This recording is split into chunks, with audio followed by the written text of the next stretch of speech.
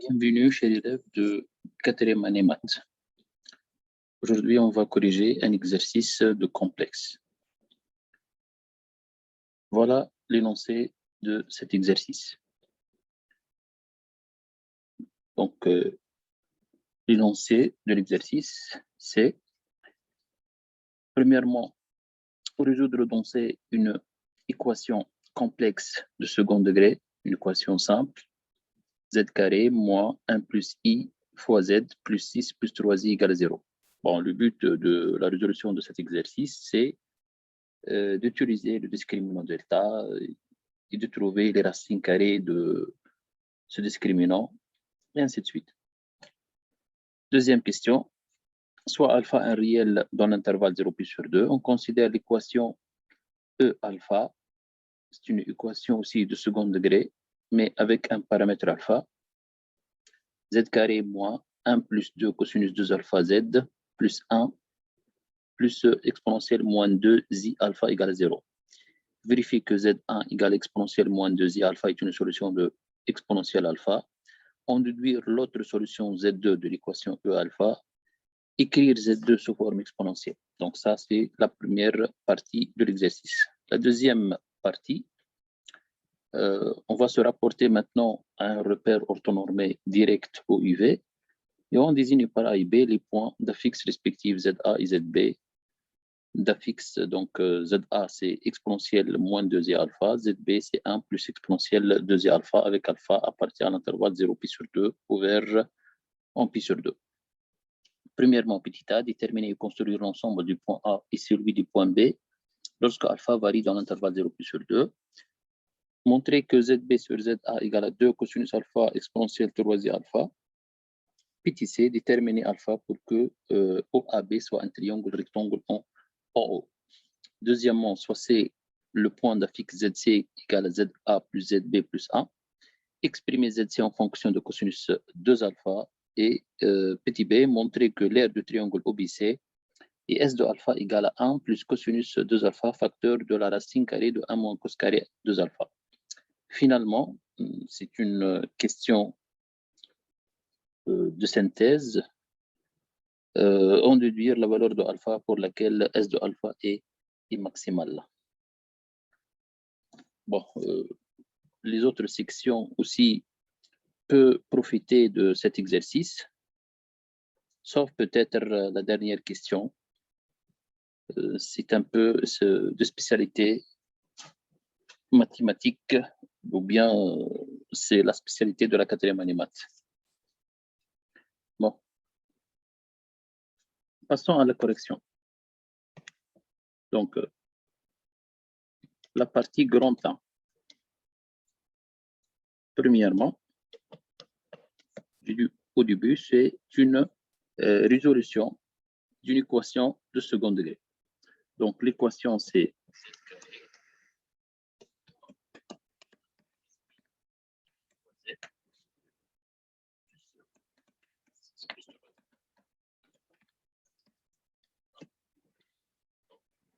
résoudre une équation de second degré. Tout d'abord, il faut préciser les coefficients de cette équation. Là, le coefficient de z carré, c'est 1. Le coefficient de z, c'est moins 1 plus i. Et la constante, c'est 6 plus 3, 3i. Donc, pour résoudre cette équation, il faut calculer le discriminant delta. Bon, avant de calculer le discriminant delta, vérifie que si A plus B plus C égale à 0, ou bien A moins B plus C égale à 0, si ce n'est pas le cas, passons au discriminant delta. Donc, calculons le discriminant delta qui est égal à B carré moins 4 AC. Bon, le B carré, c'est le coefficient de Z, c'est-à-dire moins 1 plus I. Donc, au carré, c'est 1 plus I au carré, moins 4 fois A. A, c'est le coefficient de Z carré, c'est-à-dire 1, donc fois 1, fois le C. Le C, c'est 6 plus 3i. Bon, développons ceci. 1 plus i au carré, c'est de la forme a plus b au carré, donc c'est 1 au carré plus 2i plus i au carré. Or, i au carré égale moins 1. 1 plus moins 1, ça donne 0, donc c'est 2i. Moins 4 fois 6, donc c'est moins 24. Et moins 4 fois 3i, c'est moins 12i. Donc, c'est moins 24. 2i moins 12i, c'est moins 10. Moins 10i. Voilà. C'est un nombre complexe non nul. Vous savez tous que tout nombre complexe non nul admet deux racines carrées complexes opposées. Donc, tout nombre complexe non nul admet deux racines carrées complexes non opposées plutôt. Bon. Pour déterminer les racines carrées d'un nombre complexe, non nul bien sûr, il faut savoir est-ce que l'argument de delta est remarquable ou non. Autrement dit, est-ce que delta, on peut l'écrire sous forme exponentielle ou non? Bon, la forme exponentielle de delta, on peut la déterminer, sauf que lorsque l'argument de delta est remarquable. Comment on peut savoir l'argument de delta remarquable ou non? Calculons le module de delta. Le module de delta, c'est égal à racine de la partie réelle au carré, c'est moins 24. Donc, moins 24 au carré, c'est-à-dire 24 au carré, plus la partie imaginaire, c'est moins 10 au carré, c'est 100, ou bien 10 au carré. Ceci, à l'aide d'une calculatrice, vous trouvez le résultat égal à 26. Bon, si l'argument de delta, c'est θ, supposons que θ est l'argument de delta. Comment on va déterminer θ? Donc, il faut calculer le cosinus de θ et le sinus de θ. Le cos de θ, bon, ici à côté, je le fais. Si j'appelle θ l'argument de delta, je l'appelle θ modulo de pi. Et si on veut calculer cosinus θ, vous savez, le cos θ, c'est la partie réelle de delta, c'est-à-dire moins 24, sur le module. Le module, c'est le 26. Le sinus de θ, c'est la partie imaginaire, c'est-à-dire moins 10 sur 26. Même si vous simplifiez, ces valeurs, moins 24 sur 26 et moins 10 sur 26, ne sont pas des valeurs remarquables. Vous savez, les valeurs remarquables de cosinus et sinus sont 1,5, plus ou moins 1,5, plus ou moins racine de 2 sur 2, plus ou moins racine carrée de 3 sur 2, plus ou moins 1, 0. Voilà les valeurs remarquables qu'on peut, pour déterminer la valeur θ. Donc ici, l'argument de θ est non remarquable. Donc, on ne peut pas écrire delta sous forme exponentielle. Donc, qu'est-ce qu'on va faire? On va utiliser la forme algébrique. Donc, comment on va continuer? Je considère soit le petit delta qui est égal à x plus iy, x, y sont deux réels. Donc, x ou y sont deux réels. Si le delta carré égale grand delta, c'est-à-dire quoi? Le delta au carré grand delta, c'est-à-dire le petit delta est une racine carrée de grand delta. Bon, ceci est équivalent à dire que la partie réelle de delta carré, la partie réelle de delta carré, c'est x carré moins y carré.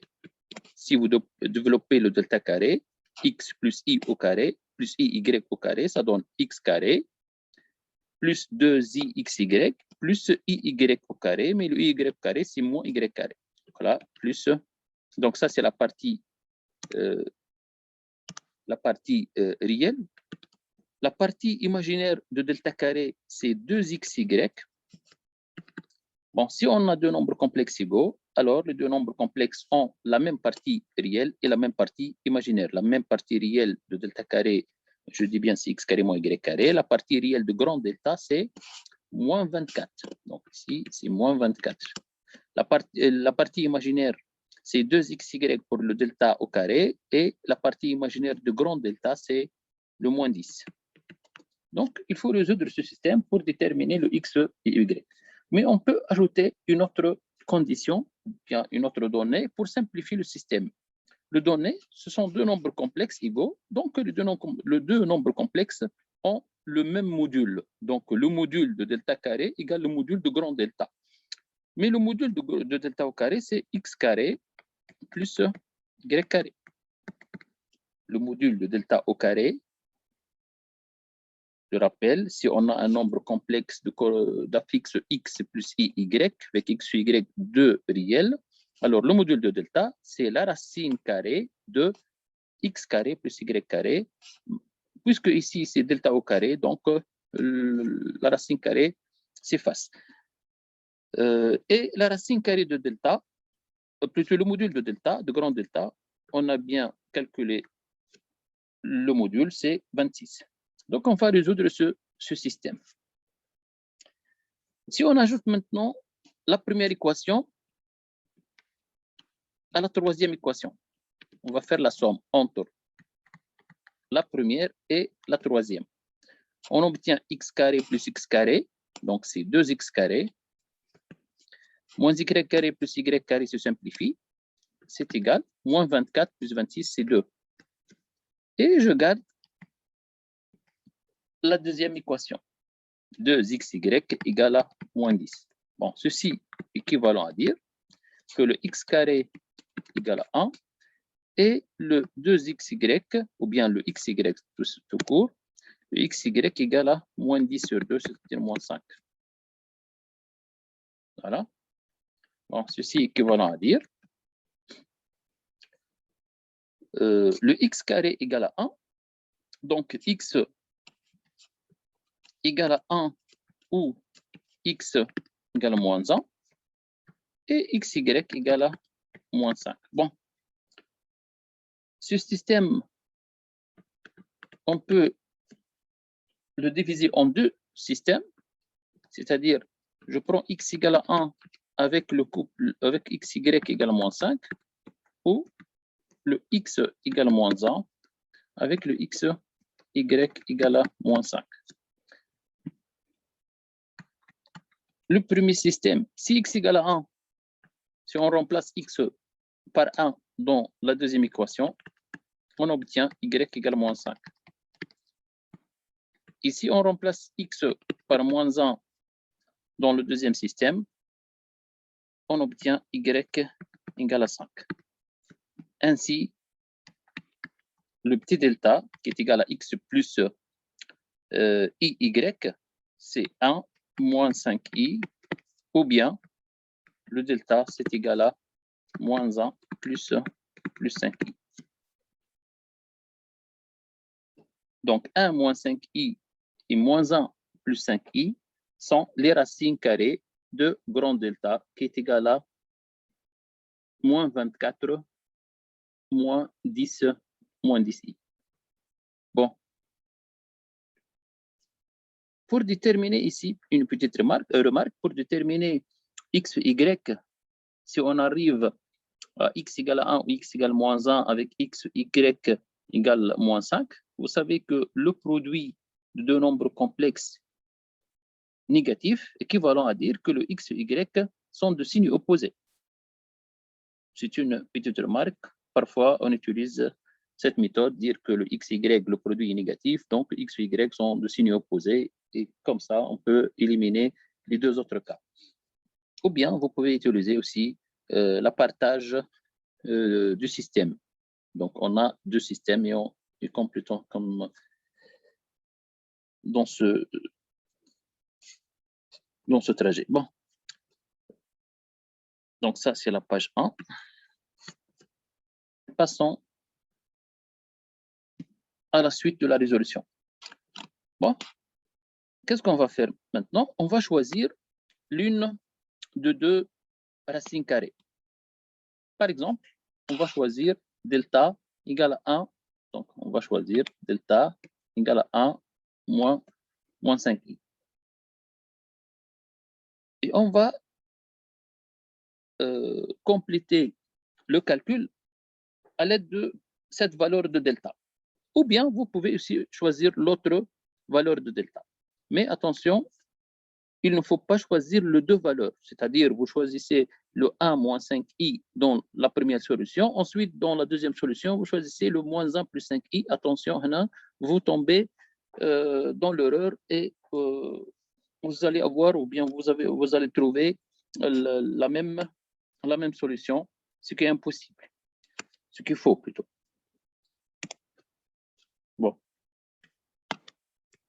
La première solution, la formule, c'est moins b moins le petit delta sur 2a. Donc ça, c'est la formule. Donc ça, c'est la première. La première solution. Donc, le moins b, je rappelle ici, le b, c'est moins 1 plus i, moins 1, entre parenthèses, 1 plus i. Donc, le moins b, c'est 1 plus i. Donc, on obtient 1 plus i, moins, le delta, c'est 1 moins 5i, donc c'est moins 1 plus 5i. Le tout sur 2a, le a, c'est 1, donc c'est 2. Ainsi, on trouve 1 moins 1, 0, i plus 5i, 6i, 6i sur 2, c'est 3i. Voilà la solution trouvée, la première solution trouvée. Donc, passons à Z2, la deuxième solution. Z2, c'est moins b plus le petit delta sur 2a. Donc ça, c'est la formule de la deuxième solution.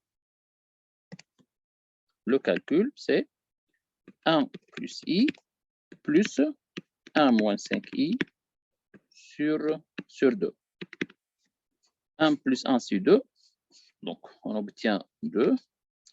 I moins 5i, c'est moins 4i sur 2. Et donc, c'est 1 moins 2 moins 2i. Voilà donc l'autre solution. Puisqu'il nous dit résoudre dans C, donc il faut écrire finalement l'ensemble de solutions dans C. Donc, l'ensemble de solutions de l'équation dans C sont les solutions Z1 et Z2, c'est-à-dire 3i et 1 moins 2i, qui sont solutions de cette équation. Passons à la question numéro 2.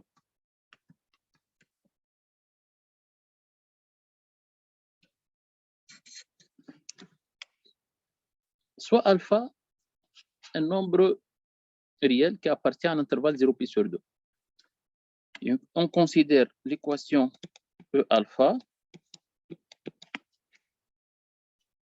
z carré moins 1 plus 2 fois le cosinus de 2 alpha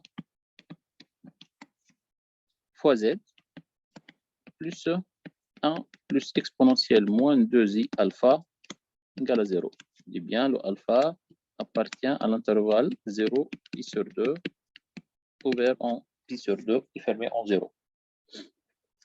Bon. Petit a, vérifiez que Z1, donc le Z1 qui est égal à exponentielle moins 2i alpha, est une solution de l'équation E alpha.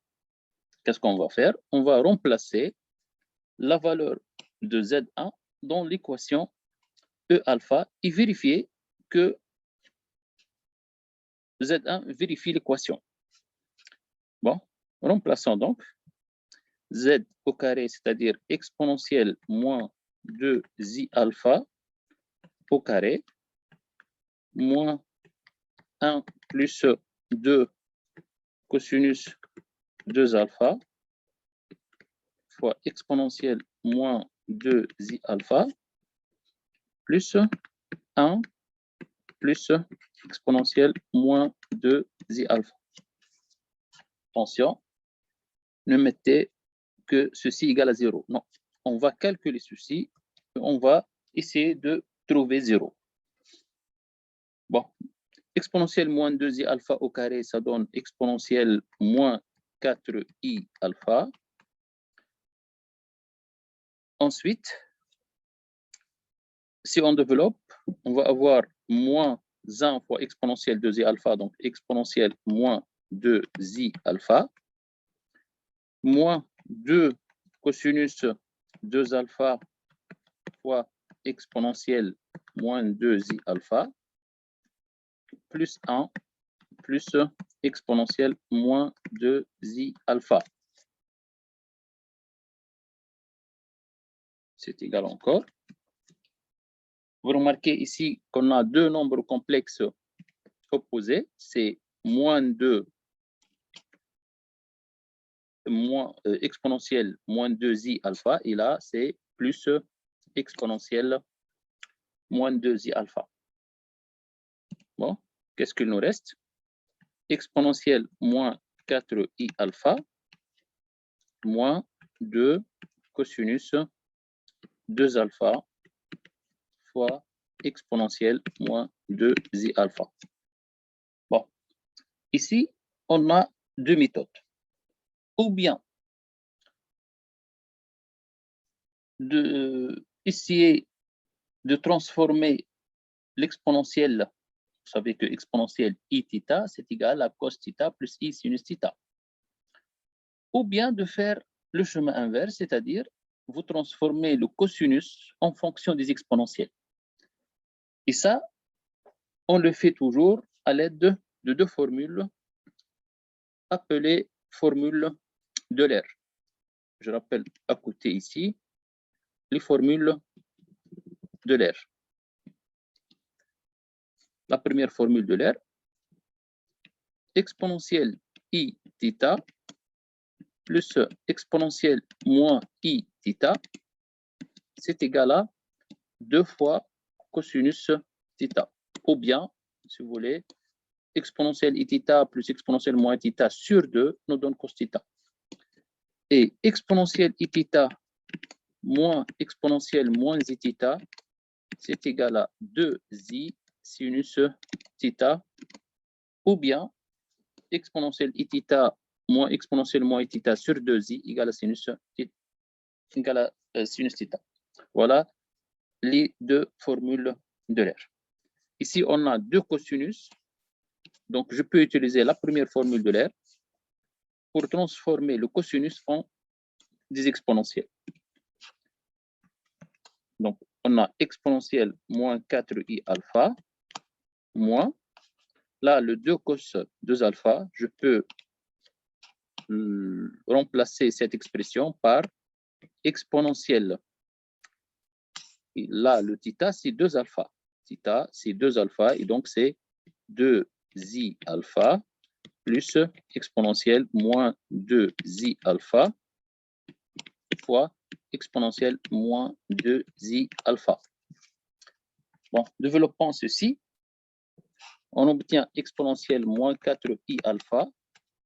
Ensuite, exponentielle 2i alpha fois exponentielle moins 2i alpha.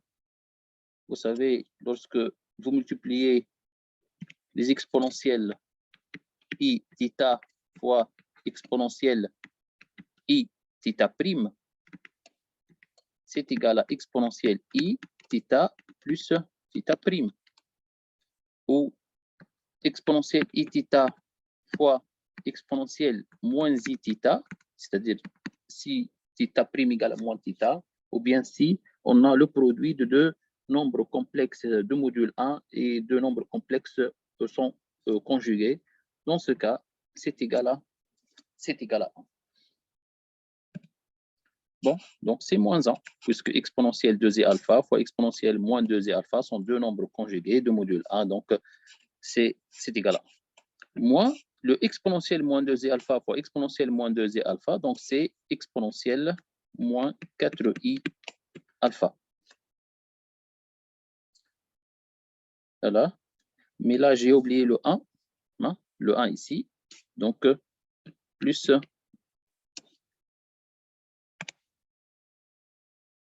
donc plus 1 ici, plus 1 ici et plus 1 ici. Et là, comme vous voyez, on a ces deux nombres complexes sont deux nombres complexes opposés. Il a le moins 1, il a c'est le 1. Et donc, le résultat final, c'est égal à 0. Ainsi, donc, Z1 qui est égal à exponentielle moins 2i alpha est une solution de l'équation Eθ. Voilà. Passons à la question petit b. On déduire l'autre solution. Là, si on a une équation de second degré, c'est-à-dire une équation de la forme AZ carré plus BZ plus C égale à 0, si j'appelle cette équation par E, si cette équation admet deux solutions, Z1 et Z2 sont les solutions de E,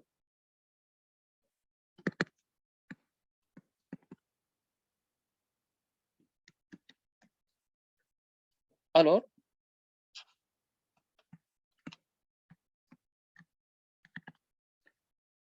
Z1 plus Z2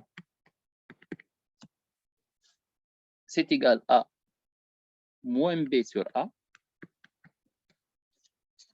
et Z1 fois Z2 c'est égal à C sur A. Donc ça, c'est la somme et le produit d'une équation de second degré.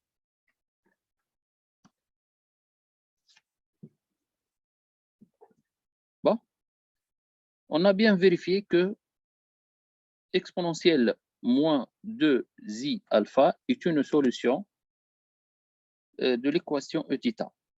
C'est-à-dire, on a déjà une solution. Donc, on a la première solution qui est égale à exponentielle moins 2i alpha. Z2, c'est l'autre solution de l'équation Eθ. C'est une équation de second degré, donc admet deux solutions.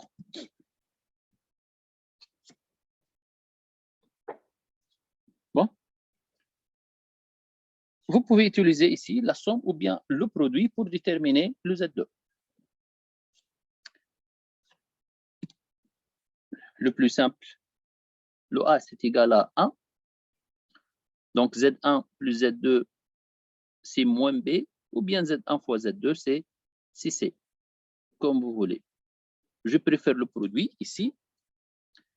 Donc, on a Z1 fois, donc Z1 fois Z2, c'est égal à C sur A. Si je remplace, le Z1, c'est exponentielle moins 2i alpha fois le Z2, qui est égal à C sur A. Le A égale à 1 et le C, c'est 1 plus exponentielle moins 2i alpha. Qu'est-ce qu'on va faire maintenant? On va essayer de simplifier ou bien de trouver la valeur de Z2 en divisant le 1 plus exponentielle moins 2i alpha par exponentielle moins 2i alpha. On obtient ainsi le Z2 égale, bon, 1 sur exponentielle moins 2i alpha, 1 sur exponentielle moins 2i alpha, c'est égal à exponentielle 2i alpha, plus exponentielle moins 2i alpha sur exponentielle moins 2i alpha, c'est égal à 1. Voilà l'expression de Z2. Bon, je rappelle aussi que 1 sur exponentielle I θ, c'est une formule, c'est égal à exponentielle moins I θ. Donc,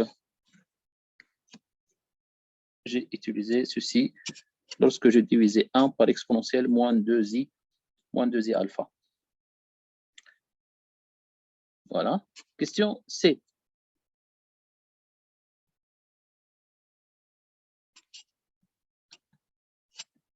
Question C.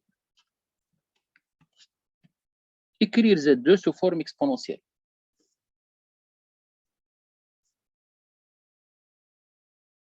On rappelle, un nombre complexe Z, la forme exponentielle de ce nombre complexe, c'est R exponentielle I θ. Avec le R doit être un réel strictement positif. Donc ça, c'est la forme exponentielle. Le R, c'est le module de Z. Et le θ, c'est l'argument de Z modulo 2. Donc ça, c'est la forme exponentielle de ce nombre, d'un nombre complexe, bien sûr, non nul. Un nombre complexe non nul, puisque le R est strictement positif. Bon. On va écrire donc le Z2 sous forme exponentielle. Et là, on va utiliser un résultat. Donc, on va utiliser les formules d'Euler, mais ce n'est pas le cosinus θ, le exponentiel Iθ plus exponentiel moins θ, puisqu'on n'a pas le même θ. Tout d'abord, je vais écrire le Z2. Z2, c'est exponentielle 2i alpha plus 1. Bon, vous remarquez qu'on peut écrire le 1 comme exponentielle I0. Et donc, on a exponentielle 2i alpha plus exponentielle I0. Et là, on se rapproche du théorème des formules de l'air, de exponentielle Iθ plus exponentielle moins Iθ. Mais on n'a pas θ et moins θ. On a deux autres valeurs. On a θ et θ prime. Qu'est-ce qu'on va faire? On va utiliser la formule de l'air généralisée, mais c'est hors programme. Donc, on va factoriser cette formule. Qu'est-ce qu'on va? Je vais donner la formule de l'air généralisée avec la démonstration. Bon. Suivez là. Je garde ceci pour la suite. Je vais revenir. Si on a exponentielle I alpha plus exponentielle I bêta, comment on va faire pour retrouver les formules de l'air? Bon, l'idée c'est simple. On va factoriser. Qu'est-ce qu'on va sortir comme facteur commun? Le facteur commun, c'est le exponentiel I, la somme des arguments, c'est-à-dire alpha et bêta sur 2. Donc, alpha plus bêta sur 2. À l'intérieur, qu'est-ce qu'il nous reste? On a exponentielle I alpha. Donc, on doit écrire ici exponentielle I. Donc, lorsqu'on multiplie exponentielle I alpha plus bêta sur 2 fois exponentielle I, un nombre réel ici, on doit trouver exponentielle I alpha. Ce nombre réel n'est autre que alpha moins bêta sur 2. Vous pouvez vérifier à la main que lorsque vous faites la somme de alpha moins bêta sur 2 et alpha plus bêta sur 2, on obtient facilement alpha sur 2 plus alpha sur 2, donc c'est alpha, et donc c'est exponentielle I alpha. Et là, ça sera moins I alpha moins bêta sur 2 aussi. Et vous pouvez aussi vérifier, lorsque vous multipliez exponentielle moins I alpha moins bêta sur 2, fois exponentielle I alpha bêta sur 2, on trouve facilement, c'est le exponentiel I bêta. Regardons maintenant le nombre complexe à l'intérieur de parenthèses. Regardez, alpha moins bêta sur 2, alpha moins bêta sur 2. Donc, exponentielle I alpha moins bêta sur 2 plus exponentielle moins I alpha moins bêta sur 2. Donc, c'est la formule de l'air pour θ égale à alpha moins bêta sur 2.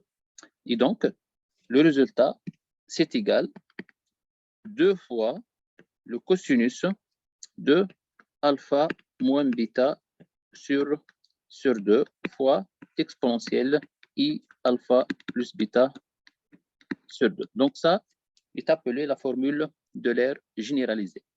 Le même travail avec le sinus. Le même travail avec le sinus. C'est-à-dire, si on a exponentielle I alpha moins exponentielle I bêta, on peut factoriser aussi de la même façon en écrivant à l'extérieur exponentielle I alpha plus bêta sur 2 et à l'intérieur il nous reste exponentielle I alpha moins bêta sur 2, mais là c'est moins exponentielle moins I alpha moins bêta sur 2. On retrouve aussi la formule de l'air entre les parenthèses. Et donc, c'est 2i sinus, donc 2u sinus, alpha moins bêta sur 2, exponentielle I alpha plus bêta sur 2. Donc, ceci est appelé la formule de l'air généralisée. Mais il faut faire attention ici.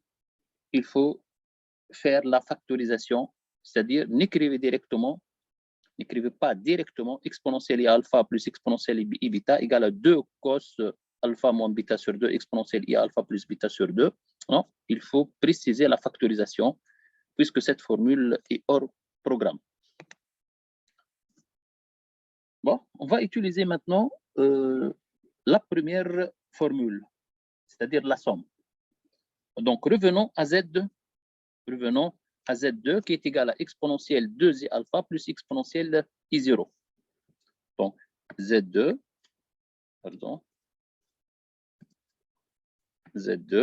c'est égal à exponentielle 2i alpha plus exponentielle I0. Exponentielle 2i alpha plus exponentielle I0, qu'est-ce qu'on va faire? On va factoriser. Qu'est-ce qu'on va sortir comme facteur commun? Exponentielle I. La somme des arguments sur 2, c'est-à-dire 2 alpha plus 0 sur 2. Donc, c'est alpha. Donc, exponentielle I alpha. Bon.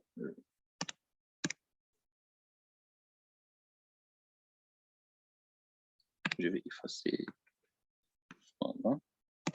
Donc, c'est exponentielle I alpha. À l'intérieur, qu'est-ce que nous reste?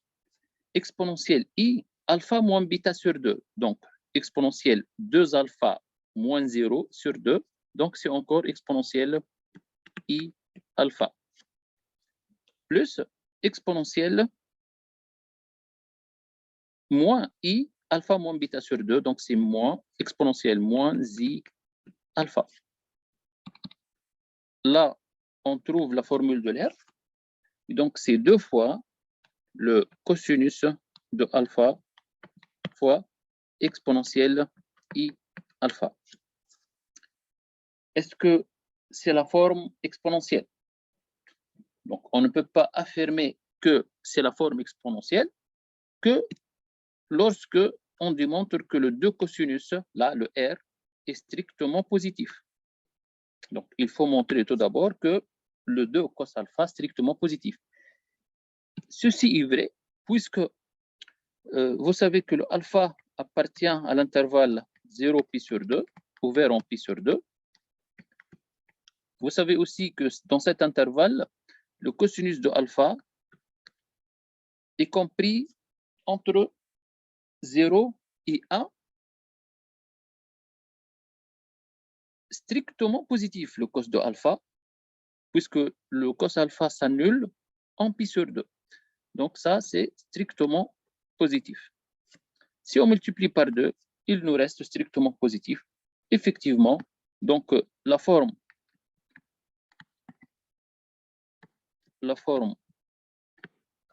exponentielle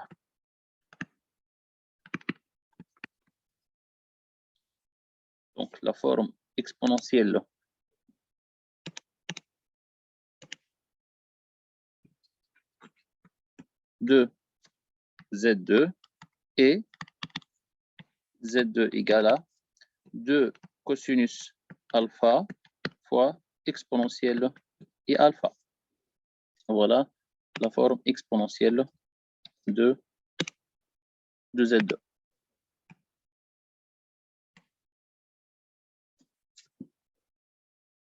Oh.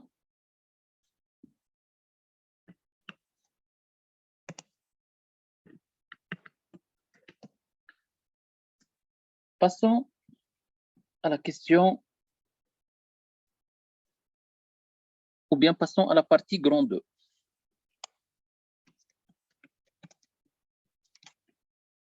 Le plan est menu ou bien rapporté à un repère orthonormé direct ou UV. On désigne par A et B les points d'affixe. Donc, le point A, c'est le point d'affixe exponentiel moins 2i alpha. Et le point B, c'est le point d'affixe 1 plus exponentielle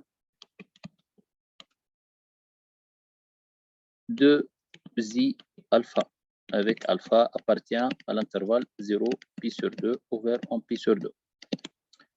Et vous remarquez ici, les solutions, ou bien les affixes de A et B sont les solutions de l'équation de θ. Premièrement, phi θ, déterminer et construire l'ensemble des points A et celui du point B lorsque alpha varie dans l'intervalle 0 pi sur 2. Bon. Commençons par ZA. ZA égale exponentielle moins 2i alpha. Ceci est équivalent à dire que le module de ZA, c'est égal à 1 et l'argument de ZA, c'est moins 2 alpha. Bon. Qu'est-ce que ça veut dire le module de ZA égale à 1? Donc, le module, c'est une distance. Laquelle? C'est la distance entre l'origine de repère, c'est-à-dire O, et le point A. Et donc, c'est la distance OA. Donc, la distance OA égale à 1. Donc, c'est clair que le point A appartient au cercle de centre O et de rayon 1. Donc, c'est le cercle trigonométrique. Maintenant, passons à l'argument. L'argument de ZA, c'est quoi? C'est une mesure de l'angle orienté entre le vecteur unitaire de l'axe des abscisses, c'est-à-dire U, et le vecteur d'affixe ZA, c'est-à-dire le vecteur OA. Donc, une mesure de cet angle, c'est moins 2 alpha modulo de pi. N'oubliez pas que toujours l'alpha varie dans l'intervalle 0 pi sur 2, c'est-à-dire moins 2 alpha appartient à l'intervalle. Si on multiplie par moins 2, ça donne moins pi 0.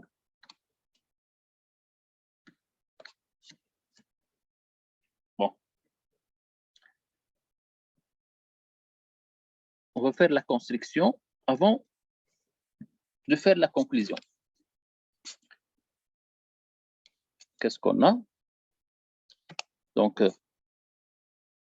supposons que on a ici le repère. Donc, ça, c'est le point O. Supposons qu'on a ici le vecteur unitaire U. Il a le V. Et on a le cercle trigonométrique, c'est-à-dire le cercle de centre O et de rayon 1. Donc, on a un cercle qui passe voilà, à peu près comme ça. Bon. Le point A, je dis bien, appartient à ce cercle. Le point A appartient au cercle de centre O et de rayon 1. Le vecteur OA fait un angle avec le vecteur U qui est congru à moins 2 alpha et le alpha appartient à l'intervalle moins pi 0. Oui, le moins pi. Le moins pi est là. Là, c'est le moins pi. Et donc, le point A varie sur cet arc. Donc, de moins pi à 0. En 0, c'est fermé, mais en pi, c'est ouvert. Donc, le point A varie sur cet arc en rouge, sur le demi-cercle inférieur de centre O et de rayon 1, bien sûr, privé du point d'affixe moins 1. Bon, comment on va écrire donc cet ensemble? Ceci veut dire que A décrit le demi-cercle de centre O de rayon 1 est situé, le demi-cercle situé dans le demi-plan, lequel? Le demi-plan de frontière l'axe des abscisses et le demi-plan ici, comment on va le définir? Le demi-plan contient les points M d'affixe Z, tels que un point M d'affixe Z, ici, un point M, ici, d'affixe Z. Le Z, comment on peut le définir? C'est un nombre complexe dont la partie réelle appartient à R, pas de problème, mais la partie imaginaire doit être négative.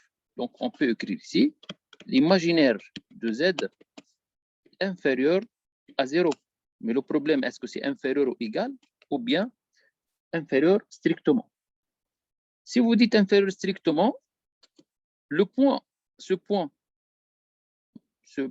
d'affixe 1 sera éliminé. Si vous dites inférieur ou égal, le point d'affixe moins 1 sera ajouté. Donc, qu'est-ce qu'on va faire? Si j'écris l'imaginaire de Z inférieur strictement à 0, donc je dois ajouter le point ici.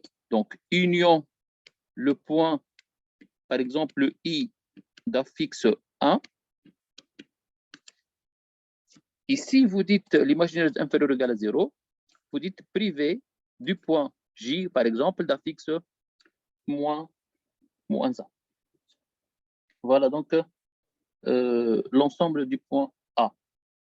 Donc, l'ensemble du point A, c'est tout le demi-cercle ici, le demi-cercle inférieur du cercle trigonométrique, privé de point J d'affixe moins 1, ou bien le demi-cercle ouvert en ajoutant le point I d'affixe I. Passons au point B. Le ZB, c'est égal à 1 plus exponentielle de Z alpha, avec alpha toujours appartient à l'intervalle 0 pi sur 2 ouvert en pi sur 2. Qu'est-ce qu'on va faire? On va écrire ZB moins 1 égale à exponentielle de Z alpha. Et là, le 2 alpha appartient à l'intervalle 0 pi. Bon, pourquoi j'ai apporté le 1 à gauche, à côté de ZB? Puisque le nombre complexe exponentiel de Z alpha, on le connaît parfaitement, puisque le module de ce nombre complexe, c'est 1, et l'argument, c'est 2 alpha. Par la suite, on peut écrire module de ZB moins 1 c'est égal le module de exponentielle de Z alpha qui est égal à 1 et l'argument de ZB moins 1, c'est congru à l'argument de exponentielle de Z alpha, c'est-à-dire 2 alpha. Avec, bien sûr, le 2 alpha appartient à l'intervalle 0 pi ouvert en pi. Bon. Ensuite, on va traduire ceci en géométrie. Le module, c'est une distance. Donc, module de ZB moins Z1, c'est la distance entre le point d'affixe 1 et le point d'affixe B, le point d'affixe ZB. Le point d'affixe 1, c'est le I de tout à l'heure. Le point d'affixe 1, c'est le I, voilà, c'est le I. Et le point d'affixe ZB, c'est le B. Donc, c'est la distance IB. Donc, la distance IB égale à 1. Et là, tout de suite, on peut dire que le point B appartient au cercle de centre I et de rayon, le cercle de centre I et de rayon 1. Donc, si on veut le voir sur la figure, donc, regardez bien, c'est ce cercle, le cercle de centre I et de rayon 1. Or, il y a une autre condition, c'est que l'argument, c'est une mesure de l'angle orienté formé par les vecteurs U et le vecteur d'affixe ZB-1, c'est-à-dire le vecteur IB. L'angle entre U et IB se congrue à 2 alpha modulo de pi avec le 2 alpha appartient à l'intervalle 0 pi.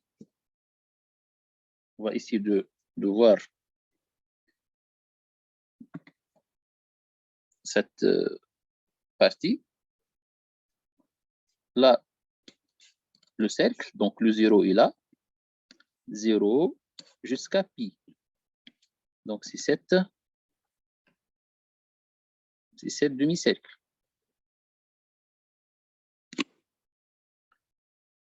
Mais en pi, c'est toujours ouvert. Donc, c'est ouvert en haut. Donc, le point B est là, appartient à cette demi-cercle. Comment on va écrire ceci? C'est comme tout à l'heure. Qu'est-ce qu'on va écrire? B décrit le demi-cercle de centre O, de centre I d'affixe A, de rayon 1 est situé dans le demi-plan, lequel? Le demi-plan, donc, c'est l'ensemble du point M d'affixe Z, tel que, maintenant, si on essaie de voir un point M dans le demi-plan ici, le demi-plan supérieur, de frontière l'axe des abscisses, donc on est au-dessus de l'axe des abscisses, c'est-à-dire l'imaginaire d'un nombre complexe, M dans cette région, est strictement positif. Bon, il y a un problème, attention, il y a un point, si je dis strictement positif, donc il faut enlever le 2 points ici et ici. Si je dis supérieur ou égal à 0, donc il faut retrancher le point, lequel c'est le point O, privé de point O. Donc on a enlevé le point. Voilà donc l'ensemble du point A et l'ensemble du point B. Bien sûr, il y a d'autres méthodes pour déterminer l'ensemble A et l'ensemble B. Vous pouvez passer à l'écriture algébrique de ZB, c'est-à-dire vous supposez que ZB égale à X plus Y. et développer l'exponentiel. C'est donc l'exponentiel 2i alpha, on peut l'écrire cosinus 2 alpha plus i sinus 2 alpha. Et donc, on obtient x égale à 1 plus cosinus 2 alpha et le y égale sinus 2 alpha.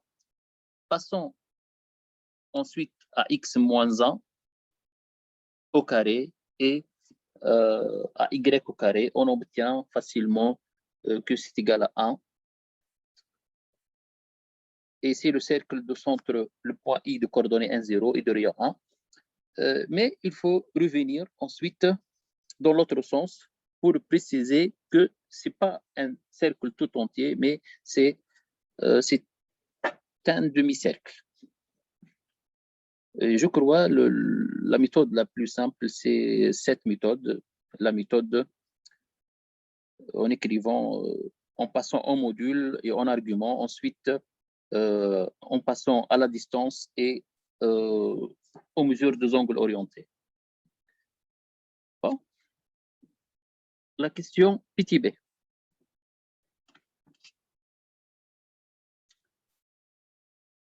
Montrer que ZB sur ZA, c'est égal à 2 cosinus alpha fois exponentielle 3i alpha. Bon, calculons ZB sur ZA. ZB sur ZA, c'est égal à, on va remplacer le ZB. Le ZB, c'est 1 plus exponentielle 2i alpha sur le ZA, c'est exponentielle moins 2i alpha. Maintenant, qu'est-ce qu'on va faire? On va faire monter l'exponentielle moins 2i alpha au numérateur. Donc, c'est égal à exponentielle 2i alpha, facteur de 1 plus exponentielle 2i alpha. Je rappelle que 1 sur exponentielle θ, c'est égal à exponentielle moins θ. En développant ceci, exponentielle 2i alpha fois 1, c'est exponentielle 2i alpha, plus exponentielle 2i alpha fois exponentielle 2i alpha, c'est exponentielle 4i alpha. Et qu'est-ce qu'on va faire? On va utiliser une autre fois la formule de l'aire généralisée en factorisant ceci. Qu'est-ce qu'on va mettre en facteur? C'est le exponentiel et la somme des arguments sur 2. La somme des arguments, c'est-à-dire 2 alpha plus 4 alpha. 2 alpha plus 4 alpha, ça fait 6 alpha sur 2, donc c'est 3 alpha. Donc I 3 alpha ou bien exponentielle 3i alpha. Qu'est-ce qu'il nous reste à l'intérieur? C'est exponentielle I, la différence des arguments sur 2, c'est-à-dire 2 alpha moins 4 alpha sur 2. 2 alpha moins 4 alpha, c'est moins 2 alpha sur 2, donc c'est moins alpha. Donc, c'est exponentielle moins i alpha, plus, là, c'est le conjugué directement, c'est exponentielle i et alpha. On trouve ainsi la formule de l'aire. Exponentielle i alpha plus exponentielle i alpha, c'est 2 fois le cosinus alpha. Donc, 2 fois le cosinus alpha fois exponentielle i 3 alpha ou bien 3i alpha, c'est la même chose. C'est la question demandée. On a trouvé finalement que ZB sur ZA, c'est égal à 2 cosinus alpha exponentielle 3i alpha. Bon. Passons maintenant à la question petit c.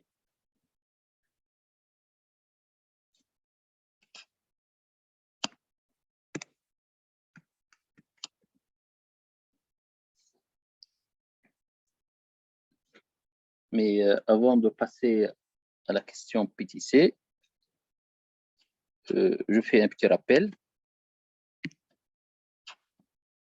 L'angle AB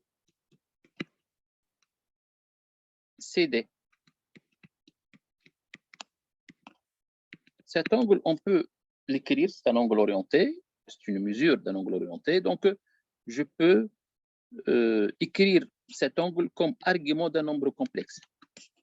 Lequel? C'est simple. On va écrire argument 2, le quotient suivant. En commençant par la fin, c'est-à-dire par D. Donc, ZD moins, donc ZD moins ZC sur ZB moins ZA.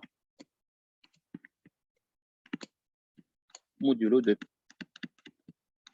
C'est une formule de cours, un théorème de cours. Bien sûr, pour la classe de quatrième année maths, ceci. Bon. Alors, regardons bien ZB. Revenons à notre question. Déterminer alpha pour que le triangle OAB soit un triangle rectangle en haut. On veut que le triangle soit un triangle rectangle en haut. Bon. Tout d'abord, ZB sur ZA, c'est un nombre complexe. Et on a bien ZB sur ZA, c'est égal à 2 cosinus alpha fois exponentielle 3i alpha. N'oubliez pas que le cosinus, 2 fois cosinus alpha, strictement positif. Donc, ici, on a la forme exponentielle de ZB sur ZA. Qu'est-ce que ça veut dire, la forme exponentielle? Ceci est équivalent à dire que le module de ZB sur ZA, c'est égal à 2 cosinus alpha. Et l'argument de ZB sur ZA, c'est 3 alpha modulo de pi. C'est-à-dire encore, bon, le module, je la garde sans modification, donc ZB sur ZA égale à 2 fois le cosinus alpha, mais le argument de ZB sur ZA, ici, on peut écrire ZB moins ZO, le ZO c'est 0, donc ZB moins ZO, et là ZA moins ZO. Et en appliquant cette formule, la formule argument de ZD moins ZC sur ZB moins ZA, c'est une autre qu'une mesure de l'angle orienté ABCD. Donc ici, ZA moins ZO, donc c'est l'angle orienté OA, OB. Et donc cet angle, c'est congru à 3 alpha modulo de pi. Voilà. Maintenant, revenons à notre question. Il veut que le triangle soit rectangle en haut. Donc, OAB est un triangle rectangle en haut si et seulement si une mesure de l'angle orienté OA OB soit congrue à pi sur 2 modulo, attention, c'est pas modulo de pi, ou bien, mais c'est modulo pi, ou bien c'est plus qu'à pi. Car on ne sait pas encore le sens du triangle. Est-ce que c'est un triangle direct ou bien indirect? C'est-à-dire OA, OB congru à pi sur 2 modulo de pi, ou bien moins pi sur 2 modulo de pi. Ou bien on peut écrire les deux cas. C'est-à-dire OA, OB congru à pi sur 2 modulo de pi, ou OA, OB congru à moins pi sur 2 modulo de pi. Bon. Mais qu'est-ce qu'on a ici? On a OA, OB congru à 3 alpha. Donc, je peux remplacer le OA, OB par 3 alpha. C'est congru à pi sur 2, plus qu'à pi, ou bien modulo pi. Bon. Ceci équivalent à dire que 3 alpha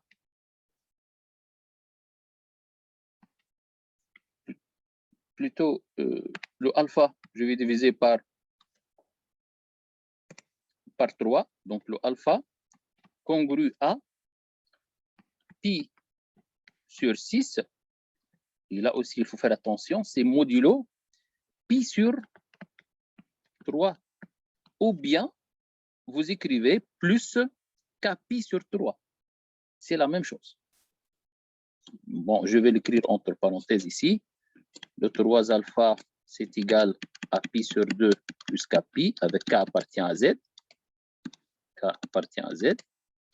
Et donc, ici, je peux écrire que l'alpha égale à pi sur 6. J'ai divisé par 3, plus k pi sur 3, avec k appartient à z. Or, le alpha appartient à l'intervalle 0, pi sur 2. Donc,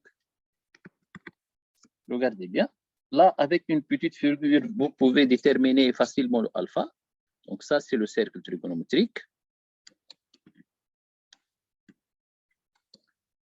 Bon, on travaille dans l'intervalle 0, pi sur 2. Donc, on travaille dans cet intervalle, sur cet arc de 0 à pi sur 2. Donc, 0 à pi sur 2. On a le alpha congrue à pi sur 6. Le pi sur 6 est là. Donc, presque ici. Là, c'est le pi sur 6. Bon, pi sur 6 en degrés, c'est 30 degrés. Le sinus de pi sur 6, c'est 1,5. Donc, il faut avoir la moitié ici, 1,5. Bon, modulo pi sur 3, c'est-à-dire il faut ajouter pi sur 3. Si on ajoute pi sur 3, pi sur 6 plus pi sur 3, on tombe sur pi sur 2. Mais le pi sur 2 n'appartient pas à l'intervalle. Si on ajoute encore pi sur 3, on tombe sur 5 pi sur 6. Si on ajoute pi sur 3, on tombe sur 7 pi sur 6. Ou bien c'est le moins 5 pi sur 6. Si on retranche, bien sûr, dans l'autre sens. Et si on ajoute, on tombe sur moins pi sur 2 ou bien 3 pi sur 2. Et si on ajoute pi sur 3 encore, on tombe sur moins pi sur 6 ou bien le combien? Le 11 pi sur 6. Parmi ces points, les points sont les images de solution, sont les images de solution ou bien les traces de solution, ou bien les traces des points. Bon, l'unique point qui appartient à l'intervalle 0 pi sur 2, c'est le point ici, c'est le point tel que alpha égale à pi sur 6. Donc ici, le alpha, c'est égal à pi sur 6 sans trop de casse-tête. Ou bien, vous pouvez aussi encadrer le alpha. Vous dites alpha, c'est égal à pi sur 6 plus k pi sur 3. Et en encadrant alpha entre 0 et pi sur 2. Et ensuite, encadrant le k. Puisque k appartient à z, donc vous trouvez que le k égale à 0. C'est le même travail. Bon. Donc, le triangle OAB est un triangle rectangle en haut, si et seulement si le alpha égale à pi sur 6. Maintenant, on va passer à la question petit 2. Donc, ça, c'est la page 6. Maintenant, la page 7.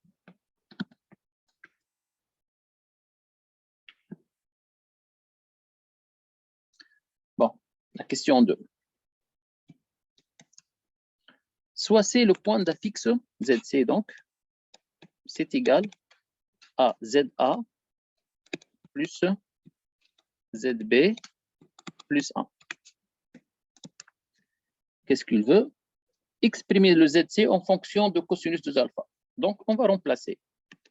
Le ZA, c'est exponentielle moins 2i alpha. Le ZB, c'est 1 plus exponentielle 2i alpha plus 1. Donc, c'est clair qu'on a 1 plus 1, ça fait 2. Et le exponentiel moins 2i alpha plus exponentiel 2i alpha, c'est la formule de l'air. Donc, c'est 2 fois le cosinus de 2 alpha. Formule de l'air. Donc, je peux mettre le 2 en facteur. Donc, 2 facteurs de 1 plus cosinus 2 alpha. Voilà le ZC. J'encadre ce résultat. Bon. Montrer que l'aire du triangle OBC est S de alpha égale. Bon. J'aimerais construire ou bien tracer une figure qui nous aidera à la suite. Donc, je reprends ici.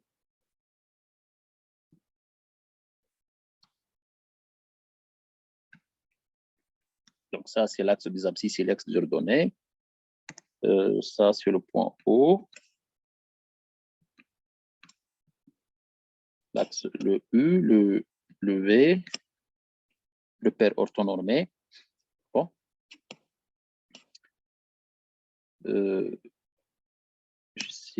Je vais essayer de construire le cercle trigonométrique. Bon, ça, c'est le moins 1 presque. Le moins 1, ici, le moins I. Donc, on a ici le cercle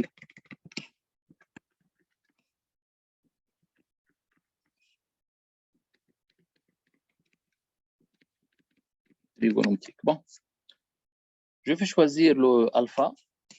Donc, ça, c'est le U et le V. C'est-à-dire, je vais placer le point A et le point B. Le point A et B, ça dépend de alpha. Le alpha, c'est appartient à l'intervalle 0pi sur 2. Donc, je vais placer le alpha, bon, supposons que alpha est là.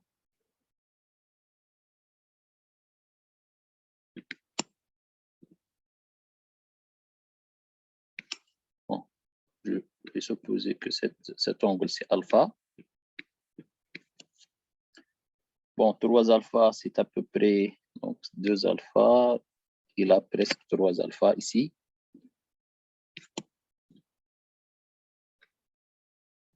Cet angle, c'est 3 alpha. Bon, ça, c'est le point d'affixe. Ce point, c'est le point d'affixe exponentiel. Non, j'ai besoin de 2 alpha et non pas 3 alpha. Donc, je vais effacer, je vais revenir en arrière.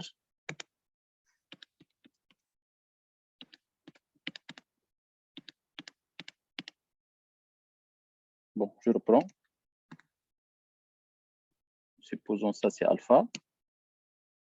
Et là, c'est le 2 alpha. Ça, c'est alpha et ça, c'est 2 alpha. Donc, le nombre complexe ici, c'est exponentiel de zi alpha. Le symétrique de ce point par rapport à l'axe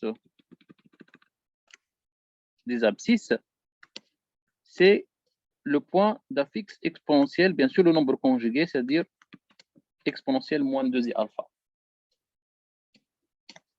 Et donc ça, c'est le point B, c'est le point A. Donc ça, c'est le point A d'affixe exponentiel moins 2i alpha. Le point B, c'est le point d'affixe 1 plus exponentiel 2i alpha. Donc, on a exponentiel 2i alpha et on va ajouter 1. C'est-à-dire, on va translater le point d'affixe exponentiel 2i alpha par le vecteur U. Donc, on va faire une translation.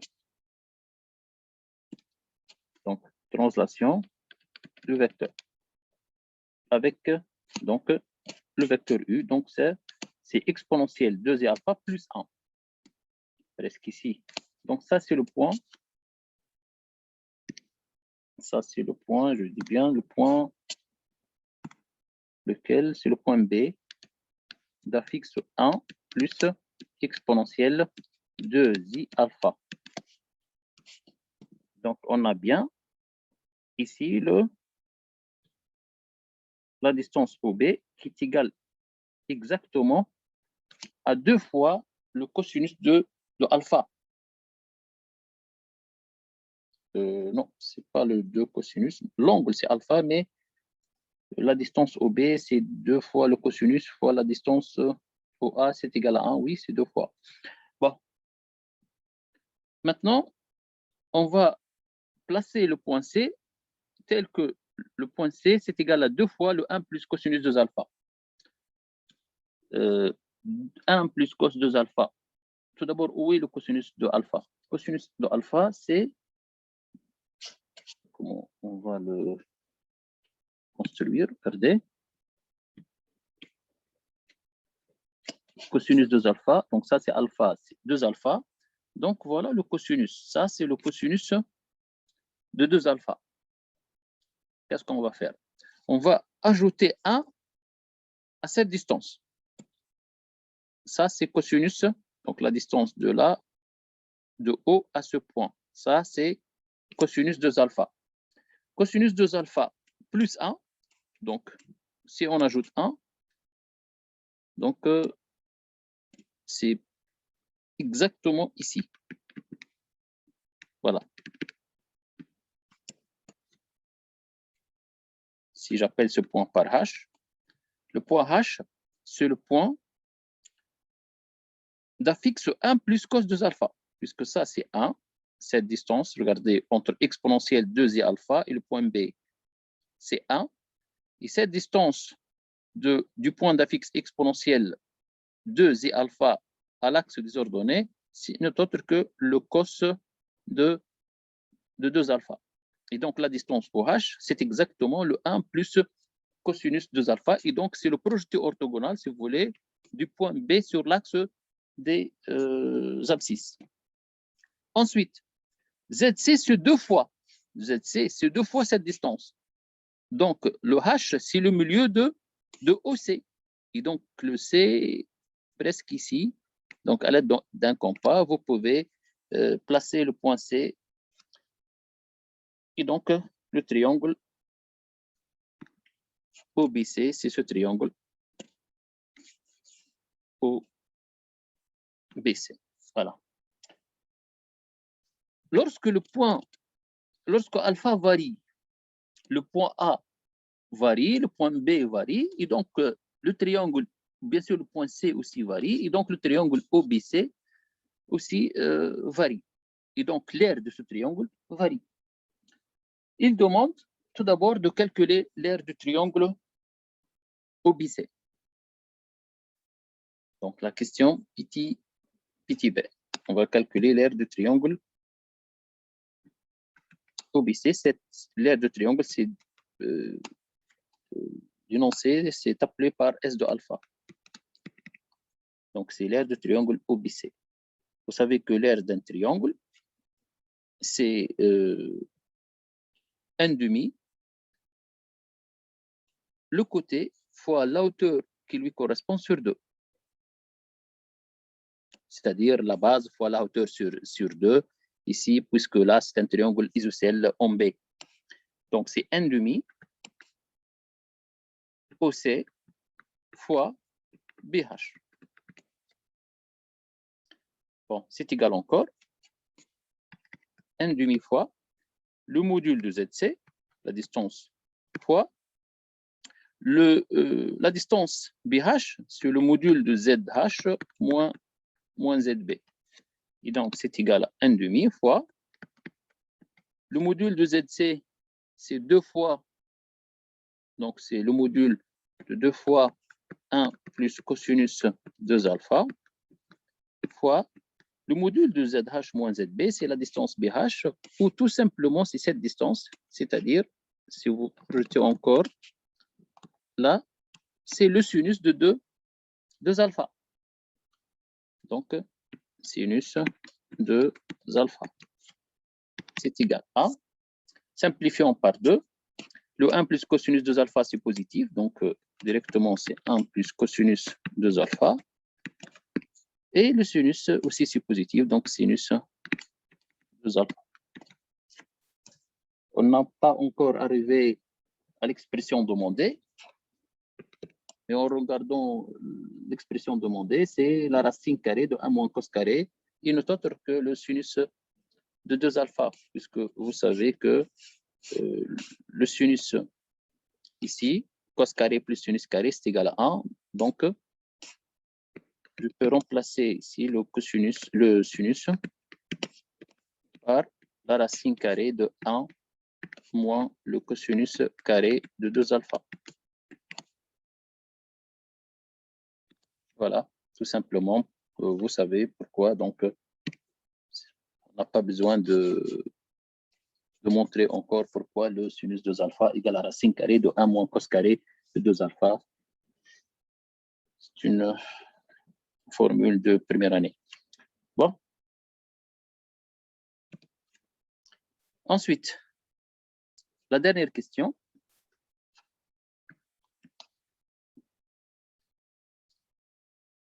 En déduire la valeur de alpha pour laquelle S de alpha est maximale.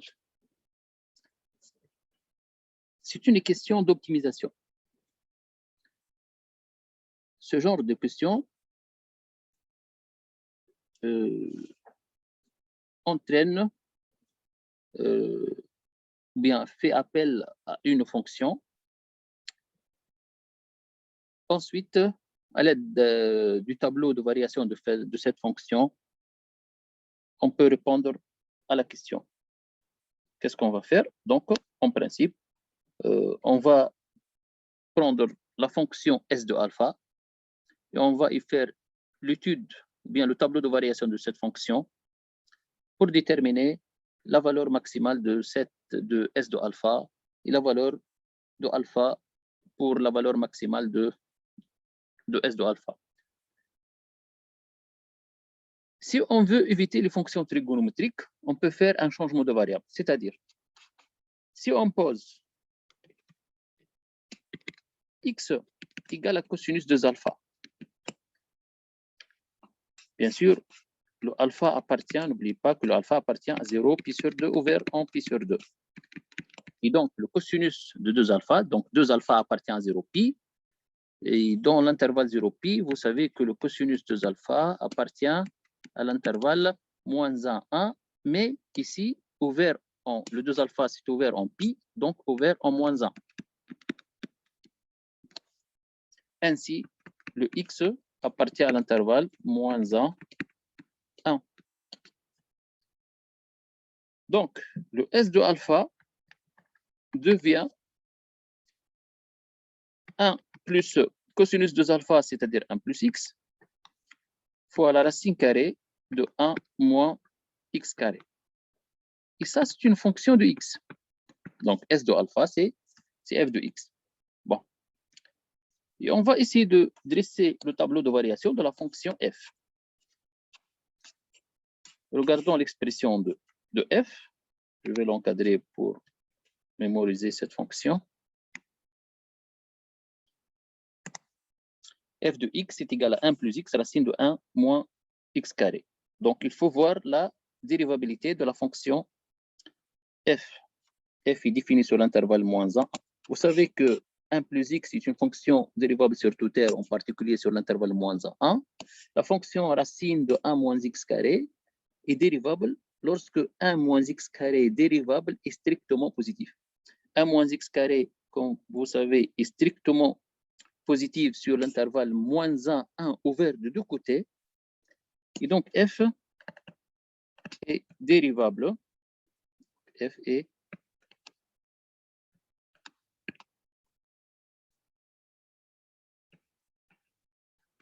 dérivable sur l'intervalle moins 1, 1 ouvert. Calculons le f'. Le f', c'est égal. On va appliquer la formule f fois g. Donc, ici, on va appliquer deux formules, le produit et la formule de la racine carrée. Donc, si on a f fois g prime, donc c'est f prime fois g plus g prime fois f. Et la formule de la dérivation de la fonction racine carrée de f, c'est f' sur 2 racine carrée de f. Donc ça, c'est les deux formules qu'on va utiliser ici. Bon, la dérivée de 1 plus x, c'est 1 fois racine de 1 moins x carré, plus, ensuite on va dériver la racine carrée fois 1 plus x. Bon, la dérivée de la racine carrée, c'est la dérivée de l'expression ou bien de la fonction à l'intérieur de la racine carrée, c'est-à-dire la dérivée de 1 moins x carré. 1 moins x carré, c'est la dérivée, c'est moins 2x sur 2 fois la racine de 1 moins x carré fois le 1 plus x. Voilà. Donc, je reprends f', f fois g. Donc, dérivée de la première fois la deuxième, plus dérivée de la deuxième, qui est la racine carrée de 1 moins x carré, fois la première qui est égale à 1 plus x. Développons ceci et simplifions. Bon, on peut simplifier par 2. Il nous reste racine carrée de 1 moins x carré, moins racine carrée en bas, 1 moins x carré, et moins x fois 1. Donc, c'est moins x. Bon, plus ici, c'est moins x. Et moins x fois x, c'est moins x carré. Réduire au même dénominateur. Donc, le dénominateur commun, c'est 1 racine de 1 moins x carré. Racine fois racine, donc c'est 1 moins x carré, moins x carré. Qu'est-ce qu'il nous reste enfin? C'est donc le f' de x. On a moins 2x carré, moins x plus 1 sur la racine carrée de 1 moins x carré. Donc, c'est la 8e page. Voilà là, le f'. Bon. Maintenant, on va voir où s'annule le f'. Donc, le f' de x égale à 0. Bien sûr, n'oubliez pas qu'on travaille dans l'intervalle moins 1 ouvert de deux côtés. Ceci équivalent à dire que le quotient est nul si seulement si, bien sûr, le numérateur est nul. 2x carré moins x plus 1 égale à 0. Le dénominateur, c'est différent de 0. Avec x appartient à l'intervalle moins 1, 1. C'est-à-dire encore, moins 2x carré moins x plus 1 égale à 0, c'est une équation de second degré, dont R, bien sûr. Les solutions, ici, on peut voir A moins B plus C. A moins B plus C égale à 0. Donc, les solutions sont moins 1 et moins C sur A, c'est-à-dire moins 1 sur moins 2, donc c'est 1 demi. Avec x appartient à l'intervalle ouvert moins 1, 1. Et ceci équivalent à dire que x égale à 1 demi seulement, puisque le moins 1 n'appartient pas à l'intervalle. D'où le tableau de variation de la fonction f. Donc ça, c'est le f'. Le f, on travaille sur l'intervalle moins 1, 1. Pour 1, la fonction est bien définie, mais n'est pas dérivable. Bon, je n'ai pas étudié la dérivabilité en A, mais ce n'est pas dérivable. Là, le f' de barre, bien sûr, en moins 1. La fonction n'est pas définie, donc n'est pas dérivable, n'est pas continue, ainsi de suite, en moins 1. Et le 1 demi. Le signe de f', bon, l'expression moins 2x carré moins x plus 1 admet deux racines, dont r moins 1 et 1 demi. À l'intérieur de racine, ou à l'extérieur des racines, c'est-à-dire à l'extérieur de l'intervalle moins 1, 1 demi, c'est le signe de A qui est négatif ici. Et à l'intérieur, c'est le signe de moins A, c'est-à-dire positif. Donc, à l'extérieur de moins 1, 1 demi, à l'extérieur, c'est négatif. Et à l'intérieur, c'est positif. Ou bien, vous pouvez prendre une valeur entre 1 demi et 1 et une valeur entre moins 1 et 1 demi. Et vérifier donc le f'. Donc, la fonction est croissante. Ensuite, elle est décroissante. Calculons f de 1 demi. Bon, si vous calculez le f de 1 demi, revenons à f. Le f, c'est 1 plus x racine de 1 moins x carré. Donc, 1 plus 1 demi, c'est 3 sur 2. Et 1 moins 1 sur 4, c'est-à-dire 3 sur 4, c'est-à-dire racine carrée de 3 sur 2. Racine carrée de 3 sur 2 fois 3 sur 2, donc c'est 3 racine de 3 sur 4. 3 racine carrée de 3 sur 4. Ici, donc 3 racine carrée de 3 sur 4. Voilà. Je n'ai pas besoin de calculer les limites ou bien les images ici, c'est inutile. Donc, S de alpha est maximal. S de alpha est maximal. Si et seulement si, f de x est maximal. La valeur de f de x est maximale. Bon, le f de x est maximal pour x égale 1 demi. X, c'est le cosinus de 2 alpha. Le cosinus de 2 alpha égale 1 demi. N'oubliez pas que le 2 alpha appartient à l'intervalle 0 pi, puisque alpha appartient à l'intervalle 0 pi sur 2. Dans l'intervalle 0 pi, le cos égale, donc si on fait une figure ici, on travaille dans l'intervalle 0 pi, c'est-à-dire sur le demi-cercle supérieur. Le cos égale 1 demi. Il y a une seule valeur qui est le pi sur 3. Donc le 2 alpha égale à pi sur 3, c'est-à-dire encore le alpha égale à pi sur 6. Voilà, finalement, la valeur de alpha pour que l'aire de triangle OBC soit maximale.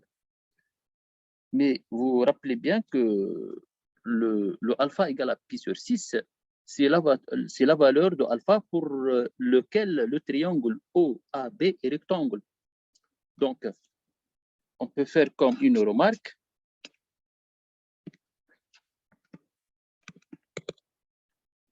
OBC, bien, l'aire du triangle OBC, l'aire du triangle OBC est maximale si et seulement si OAB est un triangle rectangle en haut.